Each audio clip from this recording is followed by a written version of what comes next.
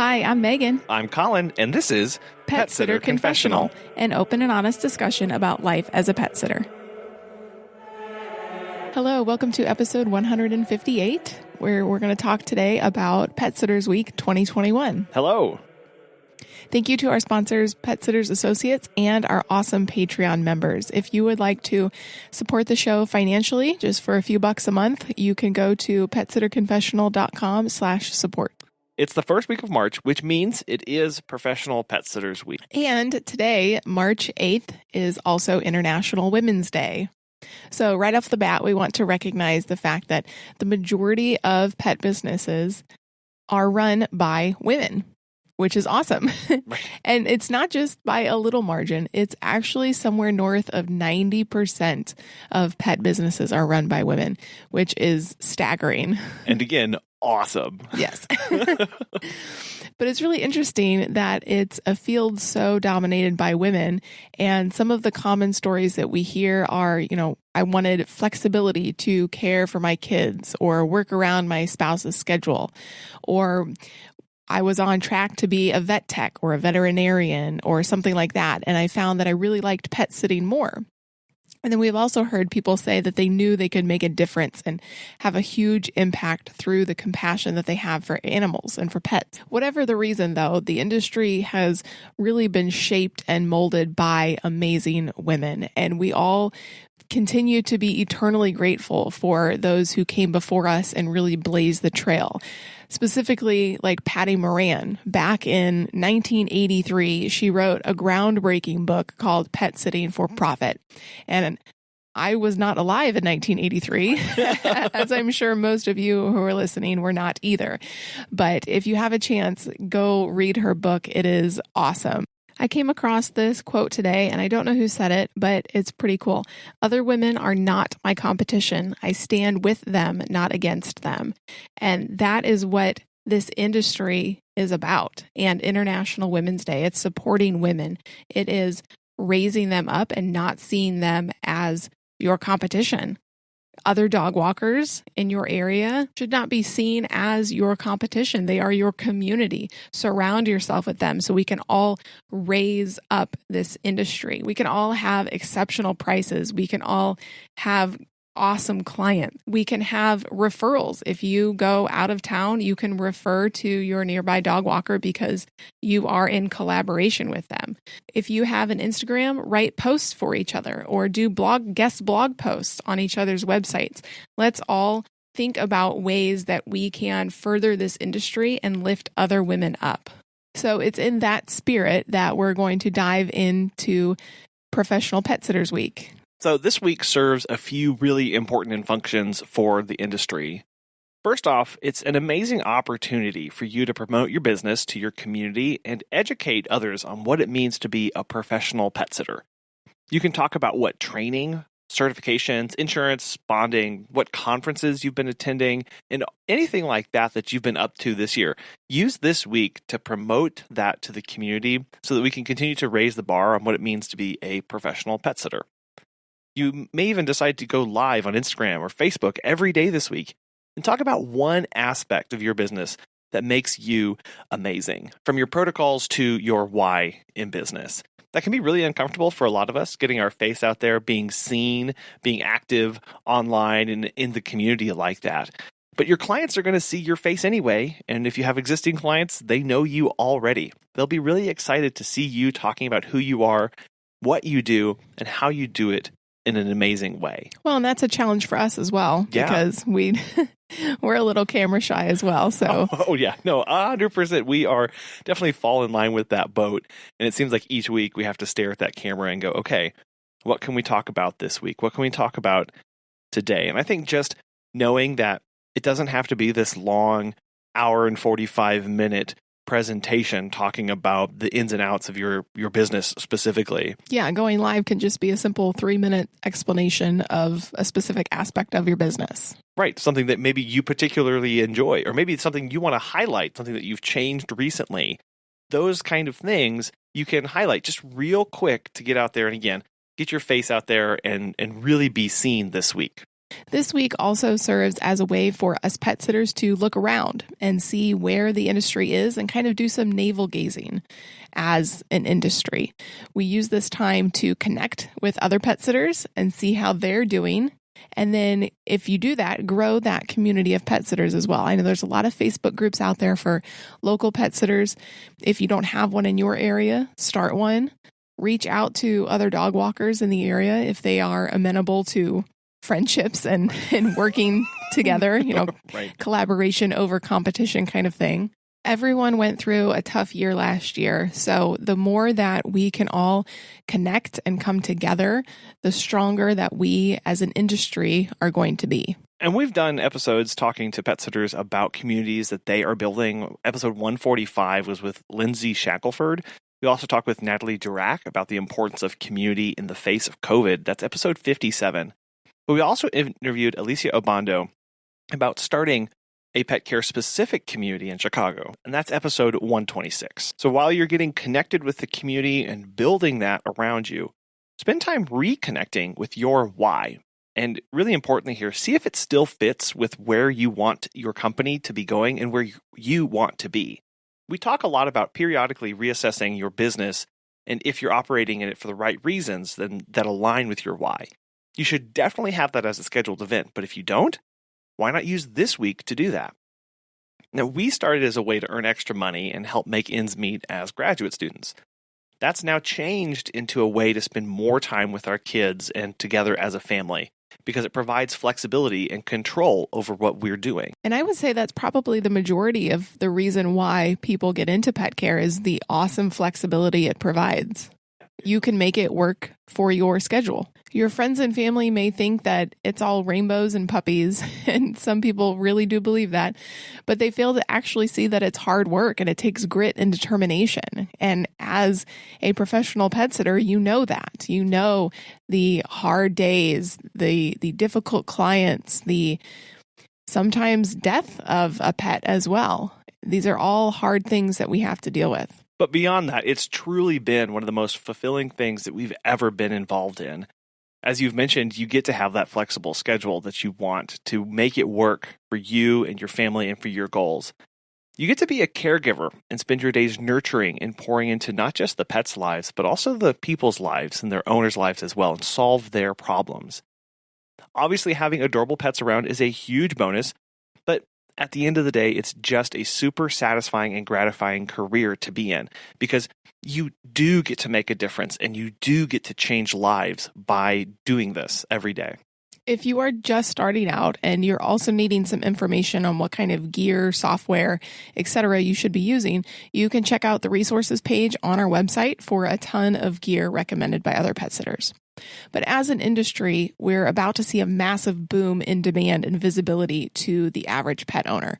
Well over, I think, 70% of households in the U.S. have at least one pet, with 2020 last year seeing many first-time pet owners, especially with puppies.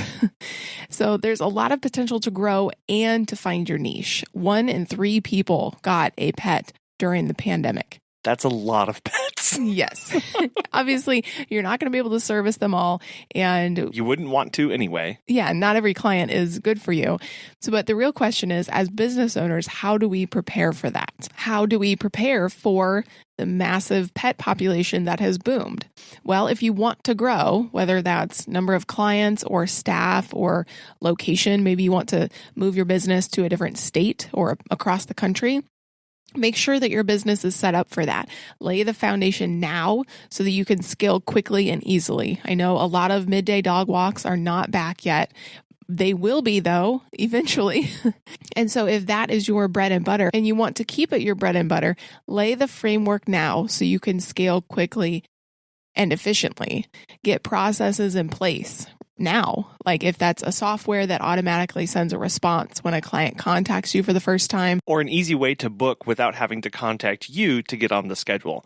Along with these changes, we're also seeing the growth in younger clients, specifically millennials. Hello. Hi. Hi. And millennials are willing to spend more on our pets because pets are increasingly seen as an integral part of our family. Well, and that's our tagline for our business is your pets, our family. So yes, we are trying to connect more with that mentality. Millennials are also looking for clothing and specialized food or treats to give to their pets. Lots of organic and all natural products. Right. We're hungry for information and really want to be connected and involved into a cause that we can take personal ownership in. We're looking for more high-end options, looking for more all-inclusive packaging, not just really thinking about what's the cheapest, but what's going to be the best and kind of taking price as a secondary aspect to that. With this rise in millennial clients, the pet industry needs to be a lot more connected and online than ever before. And this is because 93% of our fellow millennials own a smartphone and are looking for ways to instantly book and see availability for things that they're interested in. And this hurts a lot of us because we feel like it takes away from the personal touch that we're so used to giving and that we feel like is foundational to our business. But the important thing here is that millennials, we see this as the personal touch. We're able to meet their needs when they need it. And it's not just having an online booking process and checking that we have a website and that they can book online. But is it optimized for mobile? I mean, long gone are the days where somebody would sit down to a desktop computer in a dedicated desk in a room and go through booking and doing their research there. We are constantly doing research and looking for information and booking while on the go, while going from place to place. Yeah, I mean, I have a laptop, but I don't really open it anymore. I do everything on my phone. Right. So putting some more of these pieces together, we have this millennial generation that is really connected, that is really hungry for involvement and needing their needs met. Research has also shown that millennials are actually more workaholics than previous generations. Well, I can attest to that as well. Right. Whenever things go back to more normal, kind of in normal working times, meaning that millennials really value time and ease of use to get their needs met. So in this hyper-connected world that we are starting to move into, how and when we communicate as pet sitters means our boundaries will be challenged more and more, unless we start automating and offloading some of those processes that we're used to handling ourselves, which gets to the importance that you were mentioning earlier of having that back-end work so that you can scale quickly. Part of that is automating a lot of these processes. We have to rephrase it and think about what personalization means to everyone. So 50 years ago, it was writing a letter. I have not sat and wrote a letter in a very long time. Probably to say thank you to people when we got married. Yes, that's probably the last time we wrote a letter. Yes. 20 years ago, it was a phone call. And I don't really make a lot of phone calls these days either. You make me do all of them. Well, and so in 2021, it's a streamlined, mobile, optimized process. What does that mean? It means that the client can go to your website or your booking app and from start to finish, book you, and you could be sleeping and they could do it all themselves.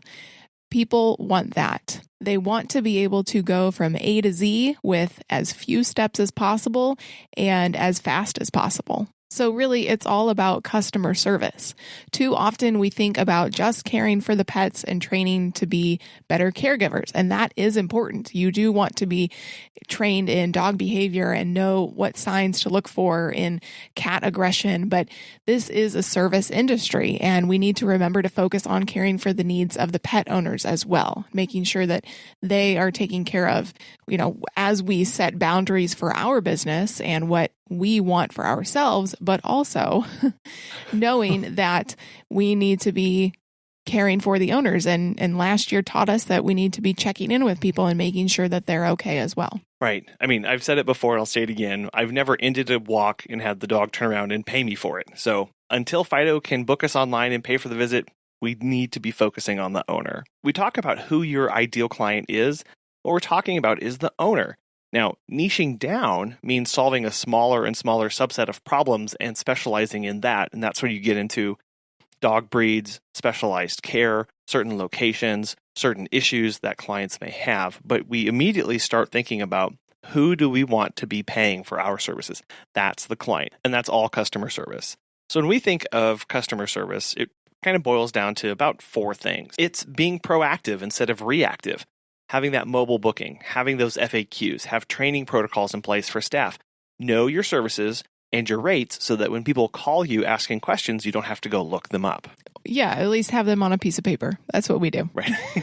On a magnet on the fridge. Yeah. Then also show you care about their problems. So like I said, when business was decimated last year because of the pandemic, we checked in on our clients and said, hey, how are you? And didn't just say, oh, we desperately need your services right now. We tried to focus on them as much as possible. How are you doing? How are you coping? How are the dogs doing? Because we hadn't seen them in a while. They're contacting you because only you can solve their problem in caring for their pets. So really take an interest in them and in that. Also, having prompt response times is huge. So if you are trying to compete with Rover and Wag, a lot of their sitters respond in just a few minutes. So it's really all the more reason to set up automated messaging and fast booking protocols. Obviously, we can't be on or accessible 24/7, and you shouldn't be. You need to be sleeping at some point. But realistically, we absolutely must have some form of automation in place. And we also think good customer service is about being a resource to the owner. So as pet sitters, we need to be the go-to hub for all things pet for our clients. So if that's blogging and talking about specific things in pet care, like nail trims or household plants that are toxic to pets, whatever that may be ready to connect your clients to groomers and vets and massage therapists and nutritionists in the area if you have them. And try to help them navigate the crazy world of natural pet foods. There are a lot. And a lot of pet owners, truthfully, don't know the crap that they're feeding their pets. So it's a great opportunity to be a resource for them. Right. And then also grieving with them when they lose their pet. Send a little gift, a pet perennials gift when they lose their pet. Be there for them. If you are super close with them, go over to their house and cry with them and get on a phone call with them. Just really support them through the tough times. And we've done an entire episode on customer service back on episode 80. Something that we will talk about here in just a moment is that part of being a professional pet sitter is being fully insured. So as pet care professionals, your clients trust you to take care of their furry family members. Pet Sitters Associates is here to help. For over 20 years, Pet Sitters Associates has provided thousands of members with quality pet care insurance. If you work in the pet care industry or want to make your passion for pets into a profession, you can take your career to the next level with flexible coverage options, client connections, and complete freedom in running your business. Learn why Pet Sitters Associates is the perfect fit for you and get a free quote today at PetSitLLC.com. Our listeners get a discount when joining by clicking Membership, Pet Sitter Confessional, and use the code CONFESSIONAL at checkout to get $10 off today. Check out the benefits of membership and insurance once again at PetSitLLC.com. So what does all this mean for us during National Pet Sitters Week? Well, I think something good to ask right now is, what does being a professional pet sitter look like in 2021? Yeah, especially after last year. So it's several different factors. Do you carry insurance? Are you taking additional trainings to better your skills? Yeah, do you want to be fear-free? Or do you have a certain dog training certification if that's what you're going for in your business? But what it really boils down to at the end of the day is, do you care enough about the changes going on in the industry and in the world to do something about it? What actually separates the professional from the non-professional is the fact that the professional is going to continually improve, change up their business, and work hard to stay in the game, always raising the bar and always pushing the limits of what pet care should be. And we saw many people doing this through the past year of the kind of services that people added. So whether those were specially crafted puppy packages to meet the growing demand from the lockdown puppy boom that has been happening, or adding different services if people didn't need dog walking, but they switched over to poop scooping. Or maybe it was they changed the game completely and designed brand new walks. Adventure hikes are one of those, where a year ago, 2 years ago, those were hardly seen in the industry at all. And now they're almost commonplace. But it was a way that people could see to design a brand new service that still met their clients' needs. It's the personal ownership that you take in the industry and how it's perceived by the general public. That's what being a professional means. And I'll also add that a true professional knows their limits and when it's time for self-care. We've done a couple episodes on self-care and interviewed Nicole Ryan in episode 103, but it basically involves getting reconnected or even changing your way so that you're living and working your passion. When we're operating out of alignment towards our goals and our purpose, we're actually not advancing as we think we are. And it also means getting plugged into a community of other pet sitters and business owners so they can hold you accountable to the things that you want to say no to and the things that you want to say yes to. And with that, setting your boundaries and saying no more often than you think you should. This has been really hard for us the past 2 weeks. We've had to say no more times in the past 2 weeks than we probably have said over the past 2 years. Yeah, it's a lot. Spring break really caught us off guard, I think. Yeah. This week is really all about you, though. You are an inspiration to us. Your passion, your dedication, your professionalism are what this week is really all about. If you are still standing at the end of last year and everything that pet sitters have gone through, you are awesome. You make this industry what it is. You set the bar. You push the boundaries. So thank you. We're celebrating this week in honor of you and for you. Now for our Ask a Pet Business Coach segment where Natasha answers the question, what should more people be doing in their business? They should be understanding business. A lot of us get into pet care to love animals, and that's our first heart's desire. But it really takes understanding and having a small knack of business or hiring a mentor or, someone to come in and kind of help keep you on track. Because where you have flaws or weaknesses, I have so many flaws, so many weaknesses. And I love hiring where I do not want to deal. Like realistically, people know the things that I hate doing. I am not going to do it. It's going to sit on my to-do list forever. We're going to be in a whole pandemic with nothing to do, bored as hell, but I still won't do it because I'm procrastinating. These are things that we just have to be honest. Right. Just be honest. I hate it. I'm not doing it. Like email newsletters and mass sending people stuff. That's not me. I will never do that. So I have to hire a team who will write newsletters and who will send them and keep it going. Because I look at my email and I'm like, what am I supposed to do with this thing? Because I like getting people on the phone. Yeah. Even though I have all this automations going on, I like to just go right to the person. I still miss that of the 90s.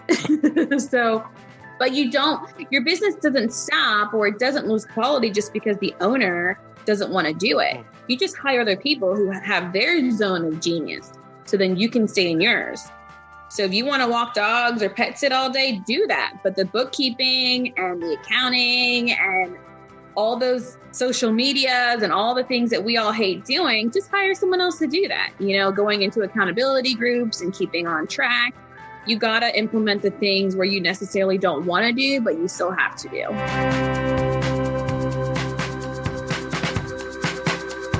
Natasha has her own dog walking business, but she is a pet business coach as well. And if you would like her to be your personal pet business coach, you can go to her website, startscalesale.com, and use the code PSC20 for 15% off her coaching.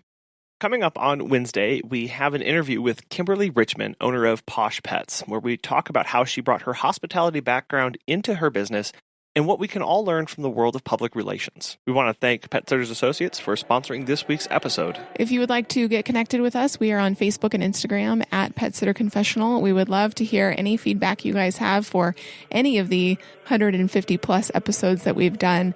And we appreciate you taking the time out of your busy schedule to listen to us each week. Thank you so much.